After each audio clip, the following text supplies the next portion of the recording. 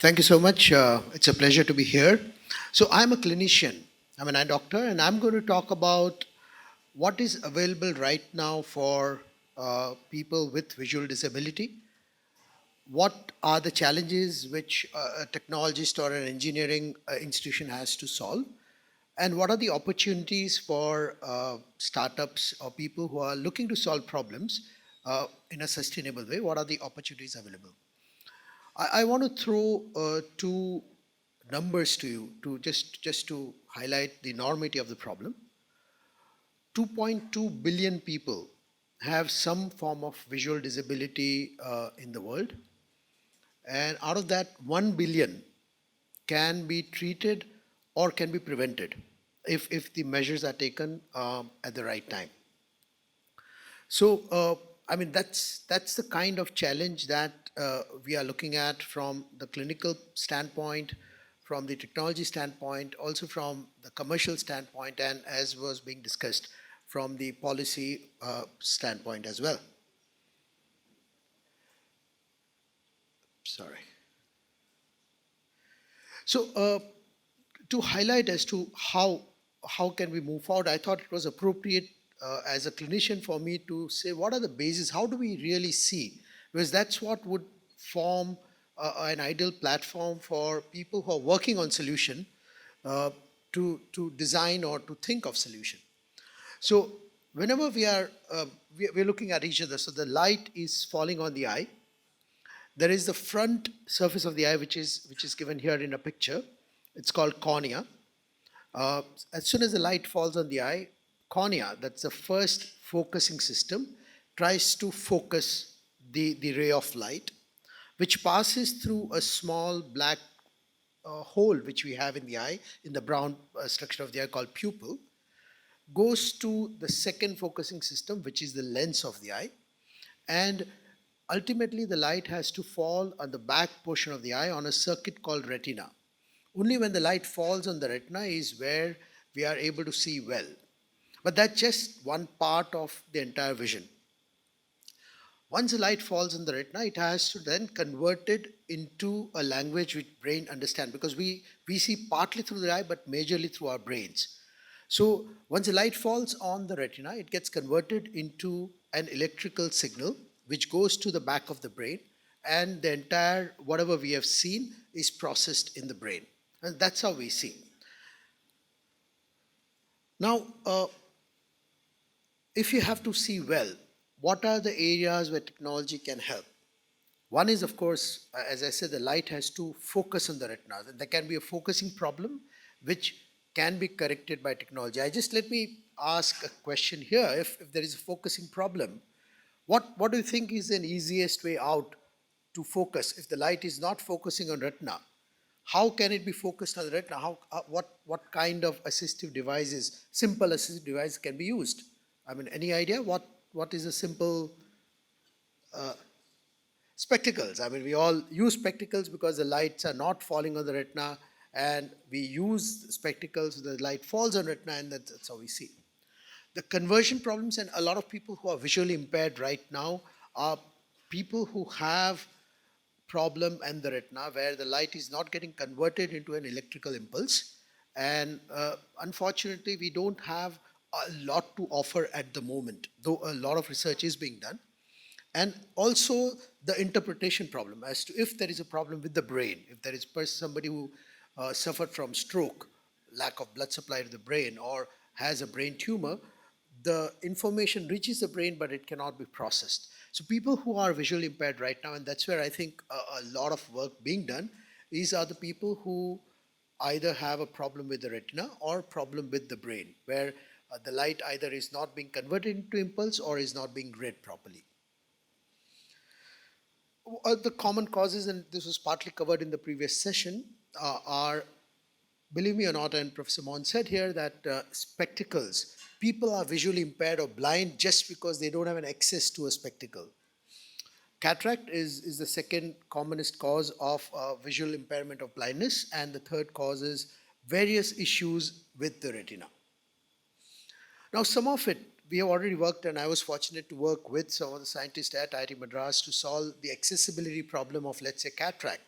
A lot of cataract blindness cannot be treated because of either inherent belief of the people who are staying in a distant pockets that they don't want to travel or they cannot travel, or they cannot travel because of financial reason. I mean, they have to lose out on their daily wage, or the person who accompanies a patient has to lose out on a daily wage. So there is a commercial reason. So we designed a solution where we would go to where the patients are and operate at their doorstep. And that's the mobile surgical unit, which the picture that you see here was designed here. I was fortunate to be part of that project at IIT Madras HTIC in partnership with my former institution, Shankar Nitralia. And we are proud to say that now this unit has done more than 25,000 successful surgeries in the remote areas of Tamil Nadu. And now the model is being implemented in Bihar and Jharkhand as well. So that's one of the ways by which the technology assistance uh, bridge the gap of accessibility of a high quality visual care. The diagnostic screening, and right now I'm happy to again announce a team from IIT Madras Research Park under Professor Ashok Junjunwala is working on the diagnostic screening and how do we make sure that people who are at the remotest areas in different parts of the globe can have an access to, at least to understand what the problem they have. And I'm going to talk about it at the end of the talk. Substitution and augmentation. Substitution is where a part which is not functioning in the focusing system can be replaced, and there the technology is fairly well advanced. And cataract is one of the example where the lens in the eye is not functioning and it can be easily replaced with the technology. Augmentation is where can we augment the work of the retina or the brain. There are now commercially available circuits which replace the retinal circuit. They are like a camera. They're not very popular because they are cumbersome, they are not very accurate at the moment, they're extremely expensive. But that's a good first step, and we are hopeful that once this technology becomes a little more mature, we would have a clear answer to the problem with people who have blindness because of retinal problem.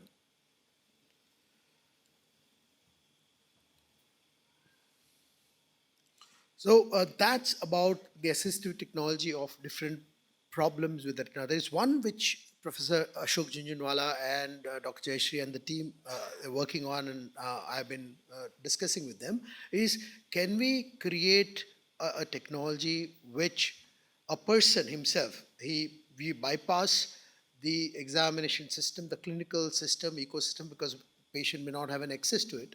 Can the patient on his own at his home can find out whether his eyes are functioning well, and if it's not functioning well, what kind of refractive error, because that's a commonest cause of the blindness, what kind of refractive error patient is suffering from. So when a clinician checks for a refractive error in the clinic, we are basically looking at, we project the chart to the patient, and patient reads the chart, and from the chart we find out, and that's called Snellen's chart. We find out as to what kind of problem patient has, how much percentage of the visual deficit patient has, and then what kind of lens would correct it. So the first step, I'm happy to say, that is taken by the team, where this chart, which many of you would have seen in the clinic, has been now converted in a scientific way and is available as a mobile app, right? As a mobile app, where just by looking at the mobile at a particular distance, person would be able to see how much vision person has. The second step, which is a little more complex challenge, but is being worked upon, is can the same app, by adjusting the distance or the focus or a focal point, tell you that, oh, okay, you're not able to see 100%, and this is the most likely power that if you wear, your vision will improve. And that's something which we are hoping that within a few weeks or a month would also be available. And that will at least solve a lot of these patients, 1 billion I said, who are blind because of lack of access to the glasses. And this is what I mentioned about this Snellen's chart in a mobile is already ready, and it's ready to deploy. And the second part, as I mentioned, would be deployed in probably a month or so. So with that, I'll conclude. Just the summary is that, yeah, technology, commerce. I always say that the art, science, and commerce has to come together to solve a large problem. Visual impairment remains a very large problem in India and throughout the globe, and there are though right now things don't appear too bright, pun not intended. But I think in next few years we would have an answer to a lot of these questions. I thank you once again.